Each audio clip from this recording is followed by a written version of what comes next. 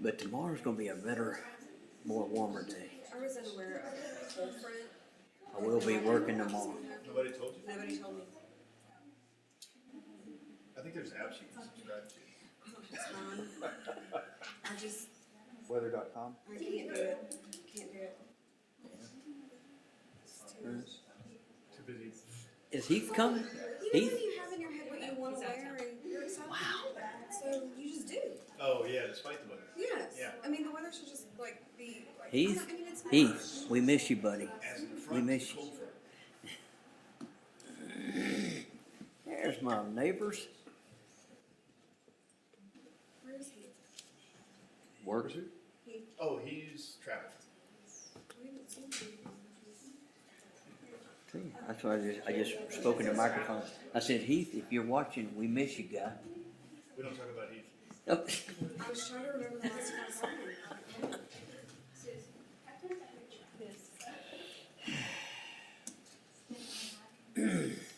Simon and Garfunkel was good the other night. I bet. It was Was tremendous. that at Cowan? Yes. It was like watching the two guys. It was that unbelievable, you know. Fiddler on the Roof was good. It's alright. But Yeah. When's Simon, Yellowstone gonna be here? Kevin Costner. oh, Kevin April Costner. 2nd. Yeah, something like that. I Yeah. got my parents there tickets. You're a good daughter. Well, to your mom, you're a good daughter. I'm not sure your dad really cares. Steamrolling right through that one. Miss Stephanie? It's like that, oh, I'm in trouble, gotta look. Oh, they noticed me. Sign up.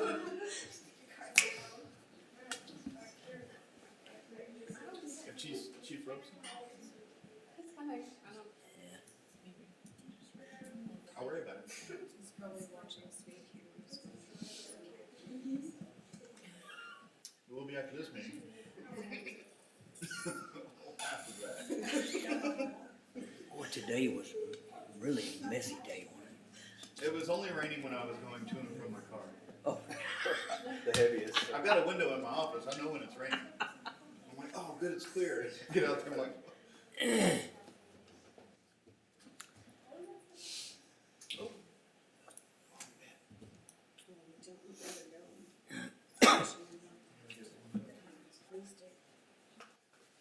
Let's get ready to govern. you got his name? I do. Okay. Sammy. Mr. Sammy Drake. Check, make sure. It sounds like a 1960s detective. Hey, he is a detective. Samter. Check this He's out. a, I'll now call to order this meeting of the City of Whitehouse Council for this evening, Tuesday, March the 8th, 2022. It is 6 p.m. Ms. Hargis, will you please call the roll? Yes, sir. James Wansley, Here. Zach Briscoe, Here. Georgia Harris. Here. John Chambers, Here. Michael Lowe, here. and Heath Rosenstein. We have a quorum. Thank you. All right, that takes us on to item B, prayer. Pastor Sammy Draper is here from the Tyler Tabernacle. Well, he's a citizen of the City of Whitehouse. And he's here with us tonight. Will y'all please stand if you're able and join Pastor Draper as he leads us in a word of prayer. Let's pray together. Father, we love you today and thank you. Thank you for the privilege to bow in prayer and call on your name. I thank you, Lord, for these great folks who are serving our community. And I ask for your favor and blessing on their discussions and all that they do. Thank you, Lord, for this city that we live in, that I've been blessed to be part of for many years and raise my family in. God, you're so good. We return thanks to you.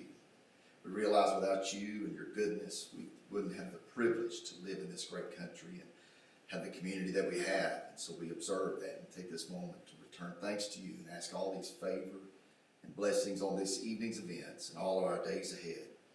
In Jesus' mighty name, amen. Amen. Thank you, Pastor Draper. Please join me in the Pledge of Allegiance. I pledge allegiance to the flag of the United States of America and to the republic for which it stands, one nation, under God, indivisible, with liberty and justice for all. Texas flag. Honor the Texas flag. I pledge allegiance to thee, Texas, one state, under God, one and indivisible. Sounds great. Yeah. Right. That takes us on to item D, presentations. None. All right. That takes us on to item E, community interest. Looks like we have a couple of these. Mrs. Black, please. Mayor and council, if you missed out on the Whitehouse ISD Education Foundation Celebration of Innovation, it was a great time.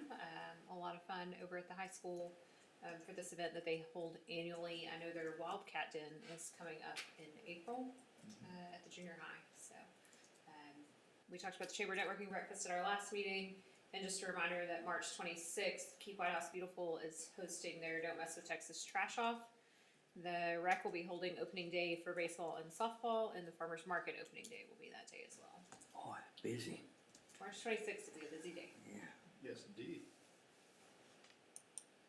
Anyone in council have anything to add in the matter of community interest? We'll be cooking on the 26th here at the city park, so come eat a hot dog or Excellent. Great. Yeah, I saw the farmers market signs are up, advertising coming soon. Those look great. They sure did. Yeah. They've been putting a lot on social media too. That's good. And if you have a Jeep, they have wheel covers for the backs of those too. Pretty impressive. For sale. All right. If there's nothing else to add there, we'll go on to public forum. I didn't see anybody sign up for public forum. Is that true? That is true.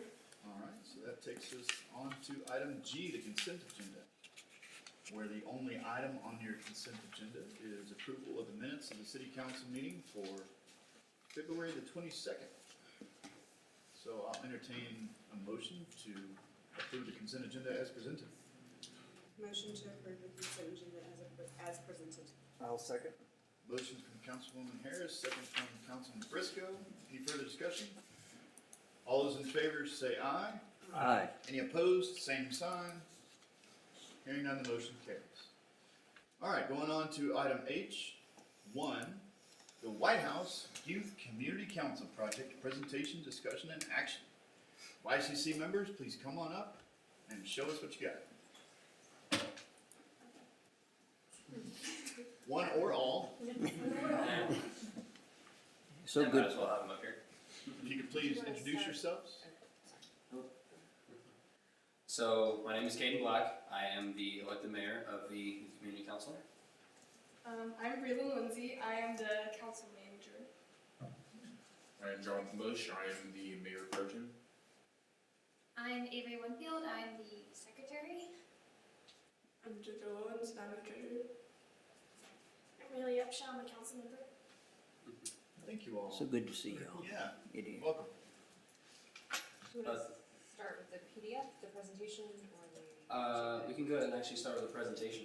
We recently, at the last, well, second before last, school board meeting, went before the WSD school board and seeked their approval in constructing a Veterans Memorial on school property. So here you'll see the location and a couple renderings for the actual memorial. We worked with engineer on the WISD board, Ms. Megan Schneider, and she helped us with these renderings. And over on the far right, you'll actually see our inspiration for this memorial. We'd also like to make this a little personal, as this memorial will be in a likeness to a White House alumni, a Mr. Nelson Trent. He was killed in Kandahar, Afghanistan many years ago, and for those of you that know Jim Nip, I'm sure you know a little bit more about him. That's great. Good. So this was the cost and funding analysis that we shared with the school board. So the cost of the Soldier's Cross was about $7,000. The concrete slab and walkways was going to range anywhere from $7,000 to $12,000, depending on donations and labor costs. And for our funding, this is the planned funding that we have, was the City of Whitehouse, $5,000. And then we also got two other private donors, Mr. Jim Nip and the Genesis Group, to each pledge $7,500 for a total of about $20,000. Now, this is a memorial that we would like to go into two phases. We would like to do this right and make it a great memorial for the entire community.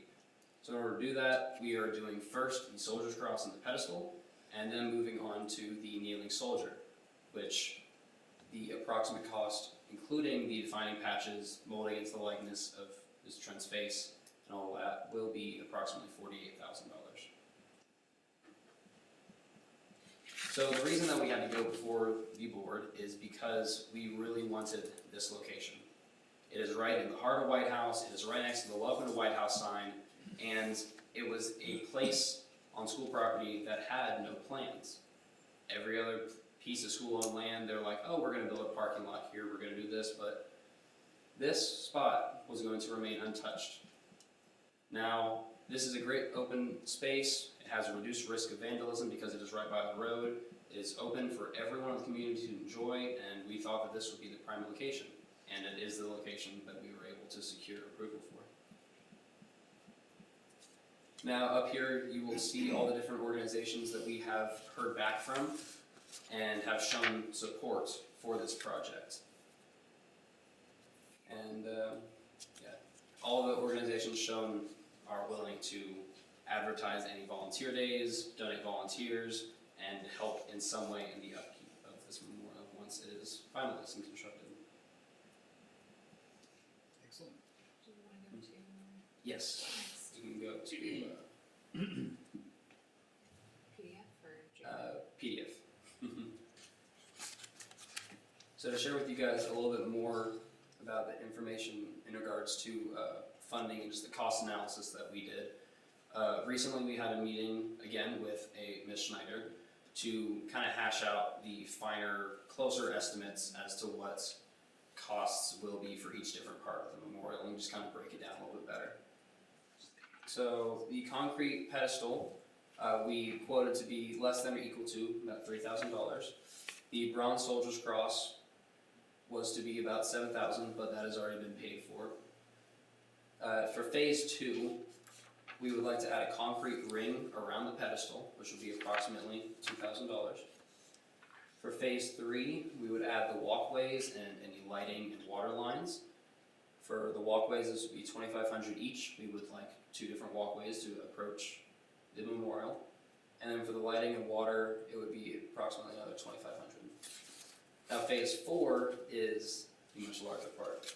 This is where we would be laying bricks along the sides, which in of itself would be a fundraising opportunity.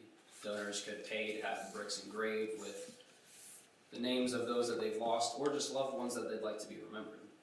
We would use this opportunity to raise up the $48,000 and be able to buy the kneeling soldier.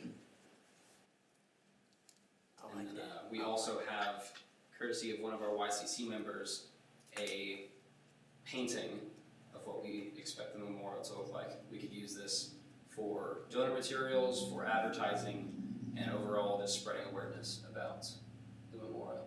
And that's it right up there. Courtesy of one Avery Winchell. Obviously inspired by Winnie the Pooh. Yes. Very nice. Yes, that is all the material that we have prepared. If you guys have any questions, I'd love to answer any of them. You may have said it early on, but on the phases, what's your timing on that? You looking the next year, next 2 years? So currently we plan to have phase 1, which is the Soldier's Cross and the pedestal, done by the end of April. In the April, okay. Yes, from then on we will have a grand opening May 28th, that would be Memorial Day weekend. That way it's not on a school day, it's the weekends, we have plenty of people out there, have a great day, and overall just have a nice grand opening. And any further additions past that, we will be scheduling once we get everything all put together.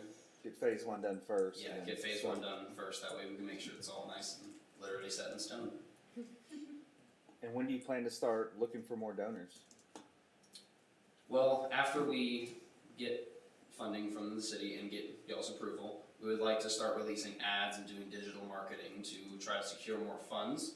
I will be meeting with the president of the Parks and Rec Association soon, a Mr. Chris Jennings, and we were going to be working with him to work out kind of a account to where they would collect funds or have funds donated to them, and then they would write a check to the city to be allocated for the building of the memorial and further construction.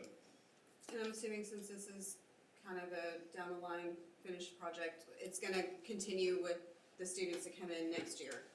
Yes, this will be a project that everyone you see standing behind me will be carrying on for So you're the following. only senior. I am the Okay. only senior, unfortunately. Okay, so May 28th, the kind of the little celebration, right? That is our planned grand opening. I date, hope yes. we can advertise it to the max, you know, let every veteran in town, Tyler area, whatever, you know, cause they're all excited too. Now, donations, you want us just to hang tight, cause I'm ready with my checkbook. You know, We would like to open up donations as soon as possible. Okay. And as soon as I meet with Mr. Jennings and get a more finite account and idea of how we're going to be allocating the funds, then we'll be sure to open that up as soon one as more possible. question on the bricks. I love that idea in remembrance, you know, and now will that be, again, I may have not heard it right. Is that starting initially early on? That will be towards Later phase on? 4. Later after on, we finish okay. the walkways Okay. and everything.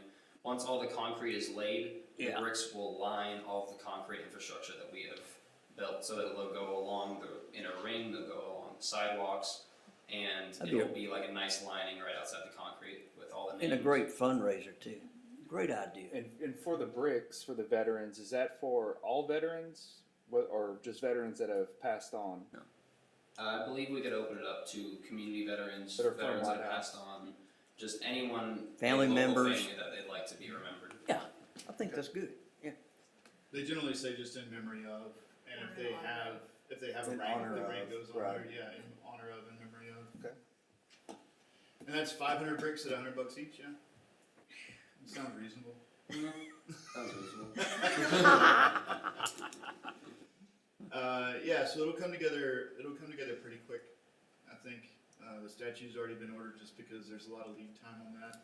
One of the donors wanted to go ahead and get that done, just to make sure that we absolutely hit that Memorial Day weekend on that. And lead times on stuff now, you can never tell, so went ahead and got that done.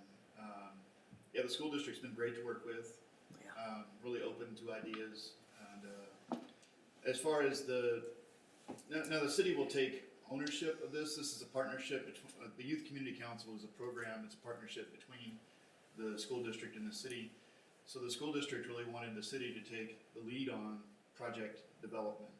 So any modifications that are done to the property, any funds that go towards those modifications will go from the city into the project.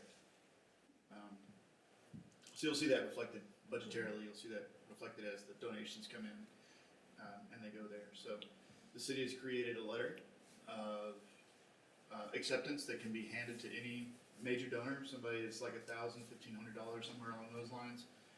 The city can draft a letter and that satisfies the minimum requirements for the IRS for donated, donations, so that it's tax deductible. Where Chris Jennings and the Parks and Rec Foundation is going to come in is for the micro donations.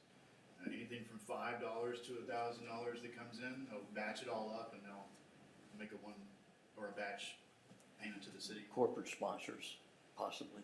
Yeah, corporate sponsors. Yeah, sure. whatever, yeah. Sure. And there's gonna be in-kind donations along the way, so we have a concrete donor, which is amazing. Get on the schedule there. Butch Hall, Forestdale developer, has decided to take some of his 400 yards of concrete to come to the city a week, make a little detour and form it and That's pour it. mighty nice of him, yeah, That's really great. good. So it's a testament to what the work that these kids have done.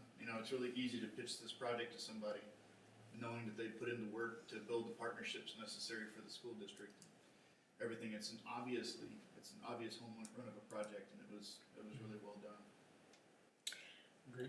And some of this will be bronze, right? I believe that is the session material. Yeah. Yes. Yeah. Yeah, and based on how much it weighs, I think it's not solid bronze. No, it's Especially composite. yeah, it's composite, yeah. I've actually restored those things, and there's an art to maintaining them.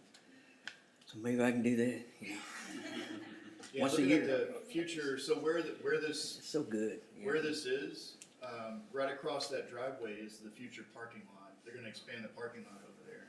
So it'll provide more parking. That's exactly what you just read my mind. Yeah, when we had Memorial Day festivities and stuff, you have parking. So, bravo, good job. Yeah, that area over to the right, you see where that Yes. trapezoid, what is That's what it said on Google Docs. yeah, over to the right, that area has been designated by WISD to be future expanded parking. That is such Like, I a, went to the school board meeting last night, there was nowhere to park, they need it already. Really? And they have, like, student awards. and yeah, It's currently just an open field.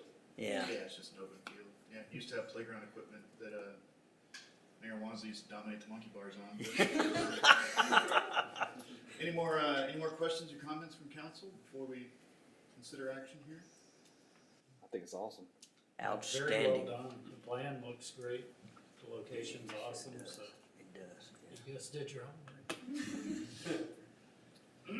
Yeah, they're just getting started. Other partnerships are coming by way of Camp V and some organizations that they still plan to reach out to help get the message out to your point, Councilman, that it's coming. And, Because this is a big deal for the veterans, not only the veterans, but regular, you know, us non-veterans. But admirable, great project, you know, it just, outstanding job, you know. It'll be here a long time, folks, you know. all right, any further questions or comments? No, I'll entertain a motion. I'll make a motion to approve funding the Whitehouse Youth Community Council 2022 project in an amount not to exceed $5,000. You have a second? Have a motion and a second. Any further discussion? Do we need a roll call vote on this? Because it's budgetary? No? Okay. All those in favor say aye. Aye. Any opposed? Hearing none, the motion carries. Congratulations. Well done. I love it, I love Thank you. Mayor and council, just a note procedurally, you'll see probably one, maybe two budget amendments come out of this. So you budgeted $5,000 for the Youth Community Council. We've spent some of that sending them to the Youth Advisory Council Conference. So we'll need to increase that amount. And then again, any expenditures that are funneled by way of donations through the city will of course show up as revenues and then expenditures out of that line item as well. So when we get to the end of the fiscal year, it'll be a whole lot more than $5,000 coming out of that line item, but they'll be offset by donations and some of those other things. So we'll cover that as we get to it, but just procedurally a note for you. Excellent. The TML trip, money well spent, yeah? Yeah, lots of nod. All right. All right, that takes us to item H2, discussion, consideration, and action of the purchase of a Bobcat mini excavator. I'm excited about this. I am too. Mayor and council, for the last 3 years, we have been leasing a Bobcat excavator for our Public Works Department. That lease is expiring over the summer, and we had a couple of options. We could let the lease go back to the leasing company and purchase a new one at a cost of about $75,000. We could continue leasing it in perpetuity, or we could pay off the balance that is owed, which is about $23,000. Given the amount of hours that are on the machine currently, we feel like the best option is to pay the $23,000 and purchase the Bobcat. We feel like there are several thousand hours of life left in that machine. It comes out to about $4 an hour to keep it. So staff is recommending that we go ahead and purchase that machine. It's cheap. That is It's cheap. cheap. And 320 hours, to put that in perspective, we put 250 hours a week on some of our equipment. Yeah, it's practically brand new. And I do know that Jeff is A month, looking I said a at week, but- another attachment for it so I that was they gonna can ask use it about more that. often. Yeah, Maybe a grinder, I don't know what he's, leave that up to Jeff. He's Leaf the blower, expert. yeah, something. maybe you have a demo, you know. All right. Any further questions or comments on this item?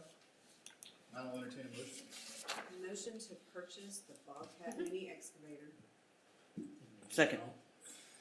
Motion and a second. Any further discussion? All those in favor say aye. Aye. Any opposed, same sign. All right, the motion carries. That takes us to item H3, an update on the recruiting efforts by the police department. Mayor and council, I will turn this over to Chief Robeson, but first I just want to say, if you've watched any of the national news, you know that recruiting efforts for police departments across the country are problematic in this day and age. A lot like any other industries, we're seeing more people retire and fewer people getting into the profession, particularly in police professions because of the political climate, some of the things that have happened over the last few years. As we noted in our staff memo, we do have a couple of vacancies, and this is really just to give you an idea of all of the steps that Chief Robeson and his department are taking to recruit quality officers and retain the great officers that we currently have. Again, we just want to update you on kind of some things that we're doing, one change that we want to make. And with that, I'll turn it over to the chief. Hello, Chief. Hello, good evening, Mayor and Council. So I've got some good news. We've got a new employee starting on Monday. All right, that's good timing. And I got sad news, I'll lose one next month. Oh. It's good. So as of July, we've only had one vacancy. We have not had anybody leave at all for 6 months. And we also didn't really get any qualified applications during that time as well. So we made some changes back in January, you're already aware of that. And we had one person who wanted some different opportunities and went to work for another agency. And kind of want to go into a little bit after I spoke with Ms. Black. I had something else that I thought about on. We had a new employee that was having to start Monday. What's interesting is after I left that meeting, we went and talked with the captains, and it made me think about something. This person didn't realize we had an opening here. So that's some efforts that we've really been trying to work on. We do as much social media as we can, and we've actually been in the process over the last month of working on our recruiting efforts, including Sergeant Dobbs is putting together a packet that we're going to start handing out. We're going to go to some colleges. We've got a big event coming up at UT Tyler. They're going to be having a crime scene day, so we're going out there. So we're trying to ramp up some efforts on this, which is great, to help us with one of our changes we want to do. So, like Ms. Black was saying, there's a problem within the country. One of the statistics I read was last year 45% increase in retirement. Most of us in policing can retire at 20, 25 years. So people start at 21, they're out by 41. And then they start other careers and move in other places.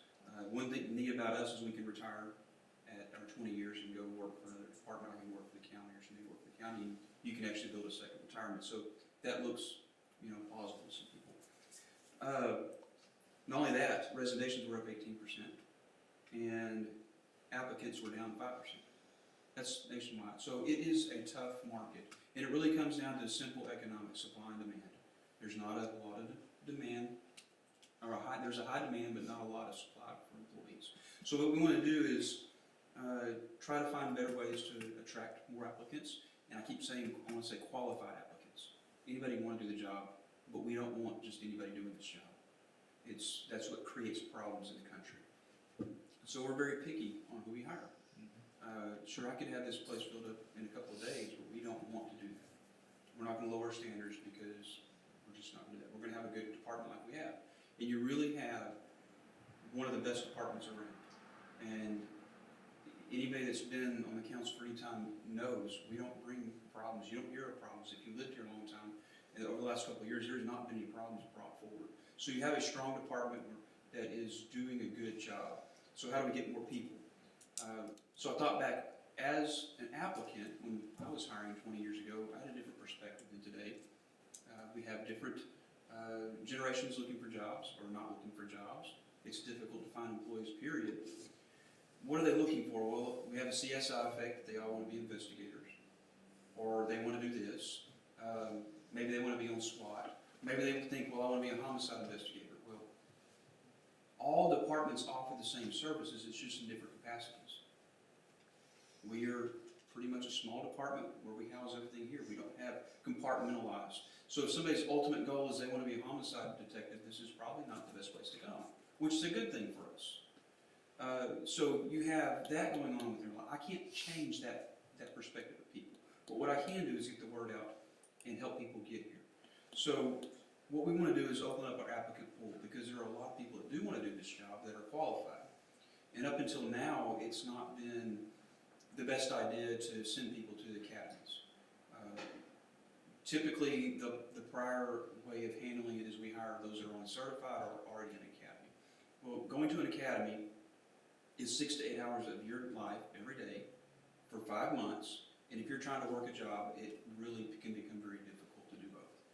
So we're opening up applications for those that are not certified. We're going to set up a process, a whole lot more that we'll have to go into some other time, but it's setting up a process that we can hire people who pass our background, who we believe would be good applicants, and get them into academy and get them started.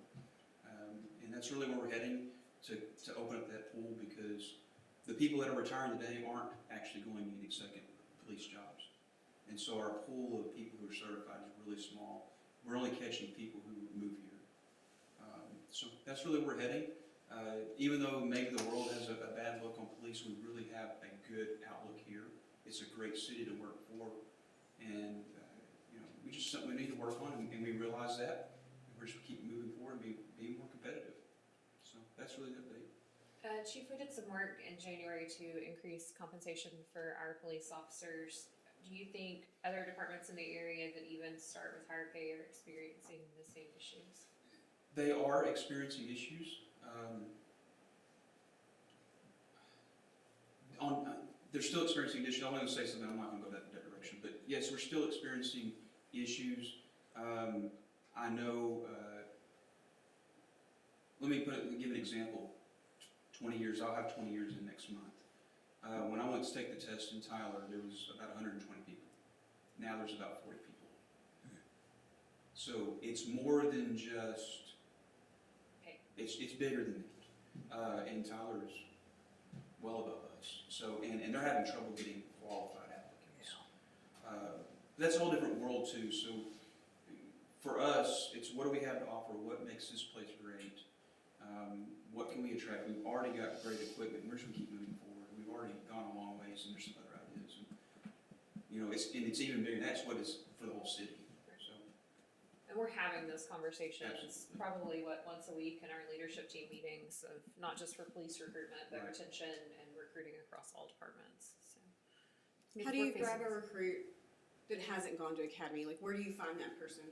so part of our idea, and we're working through this, so don't hold us to all this because it's still in the process. But I do this for a living too, so Sure. I'm interested in how. so what we're considering, there are restrictions. First of all, you have to be 21, which begins to narrow down already because, you know, people graduate high school, they go to work, and they've got a career started sometimes. A lot of it's getting the word out. One-on-one conversations. And the weirdest thing, how I found out about being an officer was I was working a job and there was an officer doing security and they told me about it. I never knew how to get the job and never even thought about it. You think it's complicated. It's not a hard process. So it's getting the word out the best we can. We use social media a lot. That only grabs a certain group of people. We're on multiple websites. I put it on LinkedIn and got some comments. It's getting into the colleges where they're starting to graduate. And if they want to work in police work, but maybe they don't want a big city, or maybe they don't want something else, we can start attracting those groups, which is part of the recruiting efforts that Sergeant Dobbs is putting together. We've got a packet we're working on. We've already started some little trinkets and things to build some conversations, tell them about our city. Because we have a lot of great things about being police in the city. It attracts different people. And you know, this is not the right place for everybody, but it's also not necessarily the right place somewhere else for somebody else either. I may not fit in somewhere else. So we get the word out of who we are, where we are, get that positivity out that this is a great place to be. And that's why we're going to be going to colleges and any other ideas we come up with on reaching people. Okay, 2 questions. So you don't have to have a college degree though to do. You do not. I mean, you could be, I don't know what I want to do, but let me You talk to gotta you. 21 is the start. Have you used the local TWC workforce agency? So we haven't started all of that yet. Okay. Because we have not gone down the route of non-certified. Okay. So we're only attracting certified, which is a really small pool. So those are ideas and things we need to look at once we start the process. And we'll set up, I mean, just talking out loud at the moment, we're going to have some kind of test set up where you can come in and prove that you're able to read, write, spell, and do some minor math and things like that. So we'll set up a date and kind of work off of that. Okay. Because you do need to have certain skills to be able to write a report. My experience with them is if you get an agent locally that you have a good relationship with, they're a great asset when you can say, I have a specific person I'm looking for, and it's not a fast food worker like what I need. They're higher than that, but maybe they're not sure what they want to do. They're so good at sending you. Absolutely. Yeah. So That's that definitely would be something my we put on the list. Okay. Because we need people that can, I know it sounds simple, but do the job, because this is a very unique job. You solve problems all day. And you've got to be able to talk to people, and that skill is tough to find. You've got to be able to help people figure out a way to solve problems themselves. De-escalating. And it's just it was a shock to me when I got started, and it can be hard today to find people who can hold a conversation because we're so used to texting. You're exactly right. Deal with people in their most often worst case Right. situations. Yeah, I mean, and it's worst not day of even their life. just, So you know, it's not a small problem usually Not for that- them. typically, people coming, we call them having life experience, military experience, or somebody that's been to college and is more than just educated. We need those skills.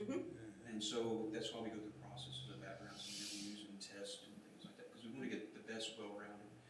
I was telling somebody earlier, we want good people, and often good people don't know the bad world.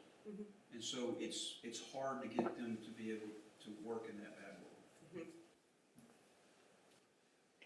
So clean record, no felonies. Right. Well, there's rules on that, but no. 20 years. Yeah, it falls out after 20 years. Yeah, we don't want that. Where do you guys look for managers when you go to hire managers? I'll forward you the person that I work with at TWC here locally.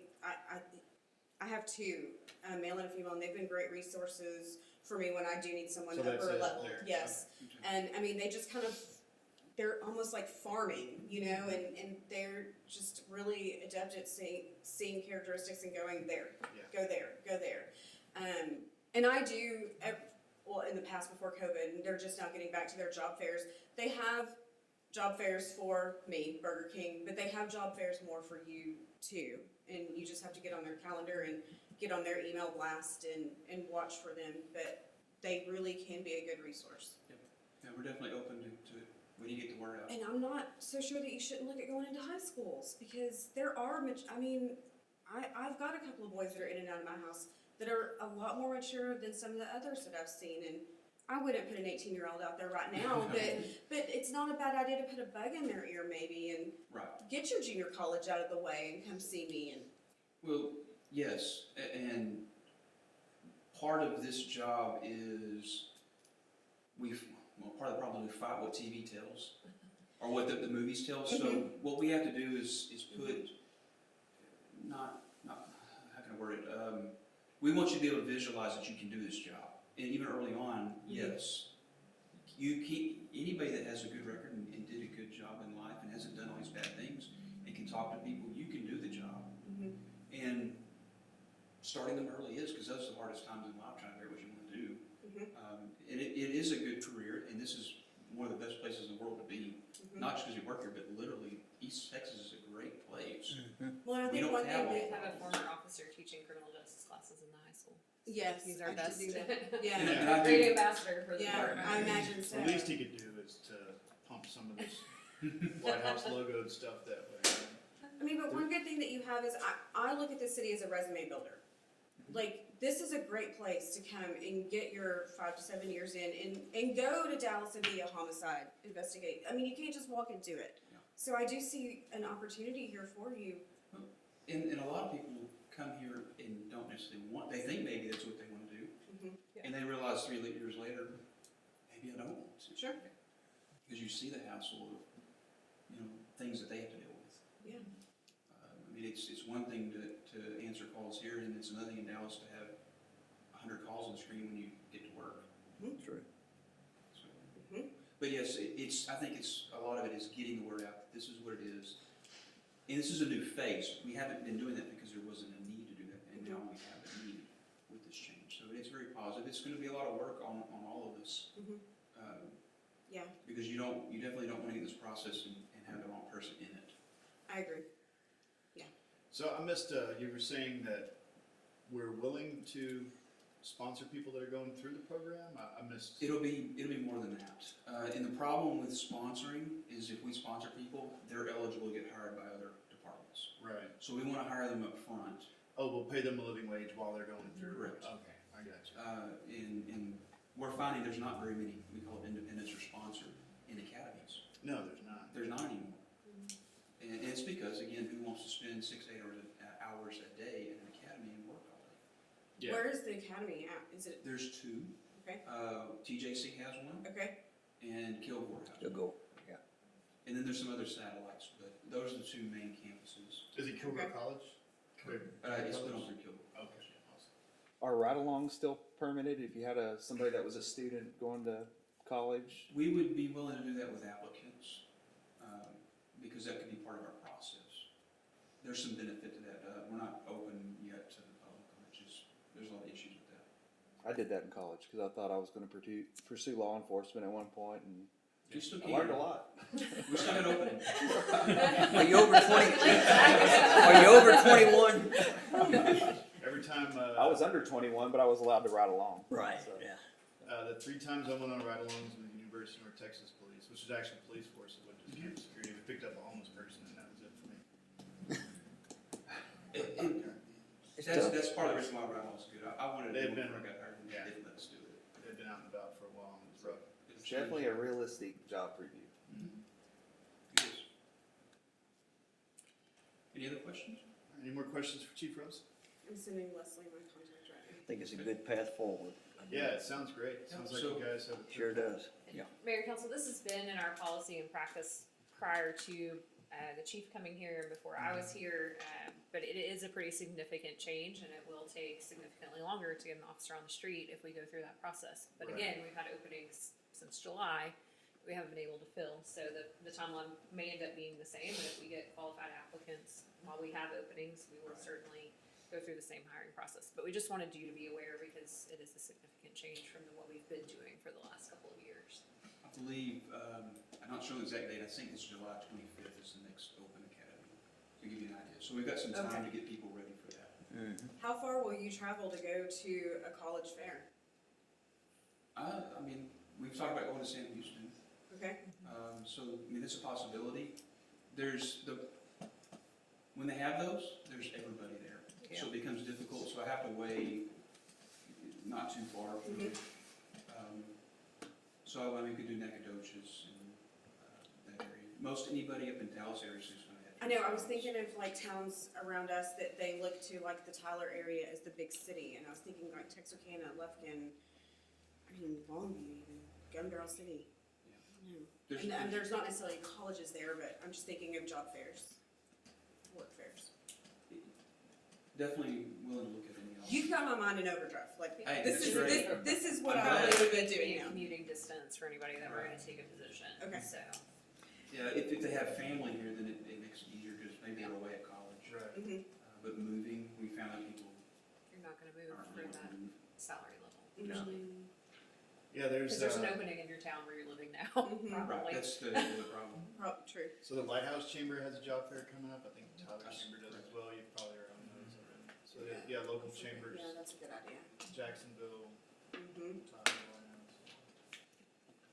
Well, good deal. Sounds like you guys are on it, and I appreciate that you're taking your time to find the right employees because, you know, as you know, police, one bad decision in the city is facing a lot of financial Absolutely. liability.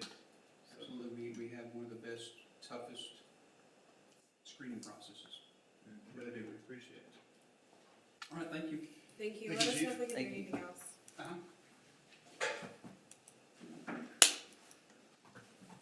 Any chance of pulling Officer Black out of retirement, pulling again? He's one of those that retired and did not go back into law enforcement. He was done after 22 years. All right. Chief, you said 20 years is coming up for you too? It is. All right. I mean, you can imagine the physical demand of that job. You know, when you get to retirement age, that's not a job you want to be working nights and chasing people and That is a fighting people mental and toll. so that's another thing that we're Yeah. facing. Very unique. All right, well, that takes us to item H4, which is to consider future agenda items. This is your chance to name that thing. We'll see if it fits on the agenda. Here's what we have so far. Mayor and Council, Susan and I and our broadband consulting team are working to draft an ordinance regulating use of our rights-of-way, city rights-of-way. So with all of these fiber companies wanting to come in, we want to make sure that we are protecting our right-of-way property and that things are being done to design, that we're aware of what is there. As you know, anytime we take right-of-way, that comes at a cost to the city. And so many of those companies aren't responsible for paying franchise fees when they use our right-of-way. So we want to make sure that it doesn't end up looking like spaghetti, that they're not boring or interfering with existing water lines, sewer lines, and causing interruptions at any point. So we're working on getting that drafted and in front of you. The next thing is, you know, we have agreed and have been under contract to purchase 105 East Main. So we will have an agenda item to approve the use of the 2022 CO issuance for that purchase. And then we have 4 or 5 planning and zoning items that will be on their agenda next week, a couple of site plans and a zoning change request that they will be considering. So depending on the outcome of the Planning and Zoning Commission meeting, those items will move forward at your next meeting. And then we will bring to you the consideration of a bid proposal to do some drainage work over off of Prince Charles. That was a drainage project that we had bid out a couple of years ago and have brought back for you. So, When is the next P and Z meeting? a week from today. So the 15th. EDC was canceled too. It was, yes. Would it be possible to have an update from the fiber feasibility study on the next one? Will there be some milestones on that maybe that we can share? I'm not sure. I know they're scheduled for your first meeting in April. First meeting? So the next, Okay. the meeting after the next one. So. Yeah, that's almost gonna ask if we could just keep a line item on the agenda for it Okay. as a recurring, and even if you say no action at this time, Yeah, just keep I updates. would like to make that recommendation. Something that has come out of that, we have our stakeholder meetings in East Texas Council of Governments is one of them. And they kind of liked what we had to say about the fiber project and how we see it impacting our city. So they asked me to join the regional committee for their broadband and middle mile initiative. So Good. we'll be helping that along. That's good. And East Texas Council of Governments is huge. There's 13 counties, I think, in there, 14. It's a huge regional effort. And the Smith County has 9 middle mile segments in it, more than any other county. So we're a significant piece of that puzzle. Be good. And we're in a great position. ETCOG is seeking 3 to 5 projects from each county, and I think we're in a great position to ensure that our projects are very big on their radar right now. So that's We're great. the only city in Smith County that's moving forward on any kind of broadband Yep. initiative project. So it's great that That's Mayor pretty- Wansley's now on that committee to make sure that Super. Whitehouse has a voice at that table. And to help pull our neighbors along. Yeah. We're gonna have to get some more cities Yeah. involved. Mm-hmm. All right. Anything else to add for future agenda items? All right. If not, we'll move on to item A, I, executive session, of which there is none, which means there is no item J, where we reconvene. So that takes us down to K, where we will adjourn. Any more items to discuss in this meeting? Hearing none, the time is now 6:45, and this meeting is, my gavel's upside down, adjourned. Louder, thank you all for coming. We need to get this thing attached to the table. We got a little Bounce zipper. it on.